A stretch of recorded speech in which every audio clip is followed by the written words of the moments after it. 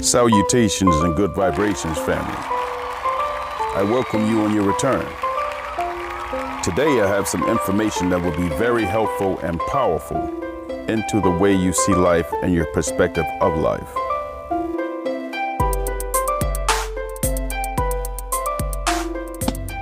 Salutations and good vibrations, family.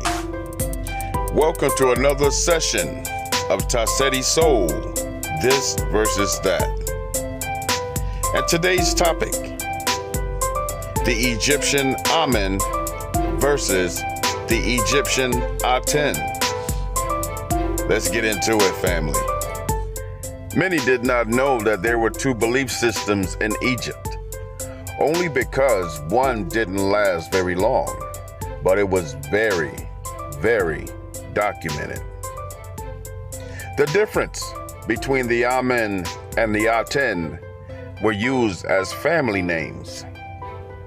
Many didn't understand that the ATEN came from Akhenaten, who changed a lot of the information in the Egyptian history and culture, and also removed many of the markings, statues, and remembrance of the Amen.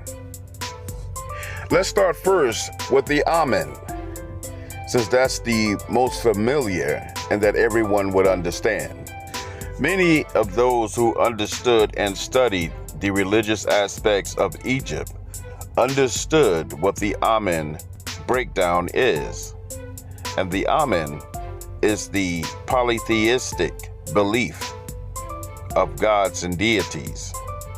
Many have been broken down, and this is the first recorded organization of this belief system. The Egyptians or Cometians were also the first to have documented proof, evidence, and facts that relate to any type of religion or belief that dealt with multiple gods. It started here first. So believing in multiple gods is called polytheism. This is also the first documented evidence or history that also explains the afterlife and a belief system that dealt with preparing yourself in life for the afterlife. And this belief system became the common core foundation of majority of the religions of the world today. Now, this belief system in Egypt or Kemet derived from coming up from Kush, Dissected, and the Nubian nation. Now, this belief system has been in use and prospered for thousands of years. Much of this is the foundation of what we understood as Kemet or Egypt. So trying to understand the origination or origin of what religion is and anything about God began with us, Africans.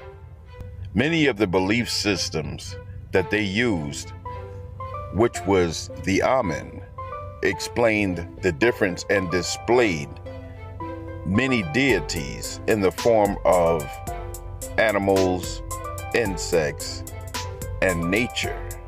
They believed in the balance of the universe according to the laws of nature, with the top main three being divine oneness, balance, and divine order. It follows back to the belief of Horus, Isis, Osiris, and the deities that the Egyptians hold dear. Many stories and fables, markings, and artwork were done in regards to these deities. It was a major part of the Cometian or Egyptian culture to govern yourself with these laws of nature. There was no need for police. There was no need for jails, because each individual were responsible for themselves. These deities governed life to prepare yourself for the afterlife. The Amen belief system has been used by majority of the religions of today based on that structure of divine order, where you live and you prepare your life now for the afterlife. Many people wonder why at the end of prayers and in the Bible they use the word Amen. There were many descriptions, many explanations, but if you look at the divine order of what they believe, it is similar to the Egyptians. Many of the Hebrew priests, those who believe in Judaism, placed Amen at the end of their prayers to give it power and enforce it with what they believed at the time was a true God, and also to tie it directly to the Egyptian or Comitian culture. Every time you recite a prayer and you end it with the word Amen, you are giving power and reverence and ending your prayer with the sanctity of Amen-Ra of Egypt. It's not completely polytheistic, but there are beliefs in religions such as Islam, Catholicism, Christianity, Judaism, that there are other beings that are there with their God. So there are many religions that use the structure of the Amen in their belief system. And you can see the structure once you understand the polytheism that Egyptians used in their time. Though the foundations of many religions is polytheism, they tend to relate it back to saying that it's one God. But if you look at the Romans and Greeks, they directly carbon copied the polytheism of the Egyptians in their belief and religious systems. The Romans and Greeks had many different gods for many different things. This is from Egypt. Well, this concludes our first part of our two-part topic today, which is the Egyptian Amen versus the Egyptian ATEN. Thank you for listening. We'll be right back for part 2. We would like to take this opportunity to request that all of our listeners and viewers share our content with at least 5 people you know.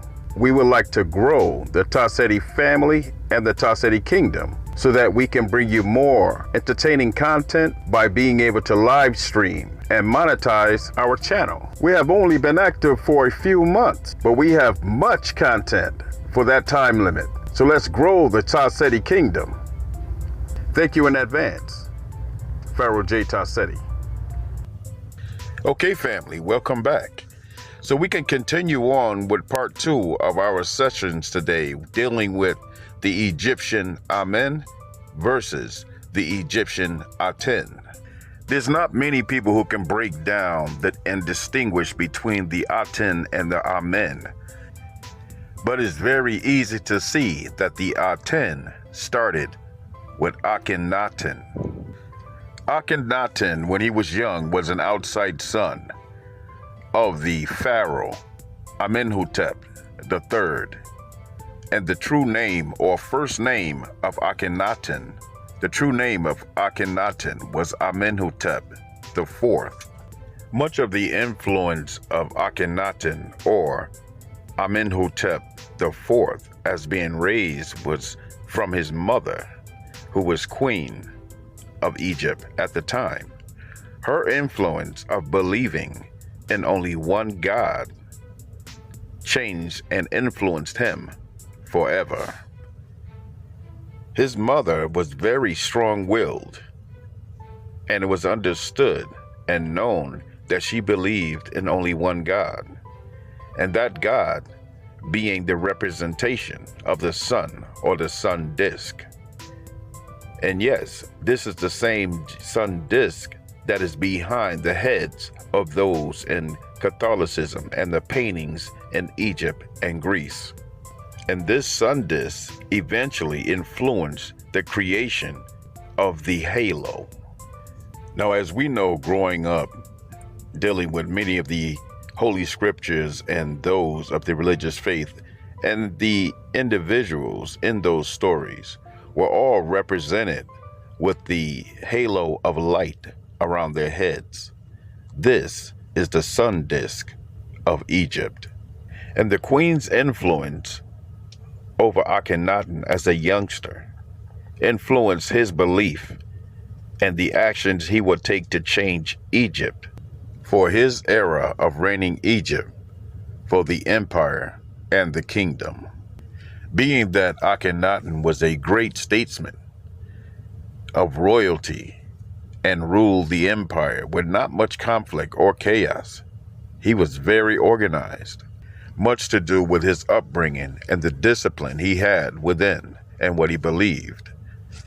In his reign, he systematically tried to erase all the belief of the Amen, or multiple polytheistic gods in Egypt, by removing their scriptures and words from the hieroglyphics of the walls and replacing them with the ATEN, or the sun disk, or the sun ray that you see in Egyptian history.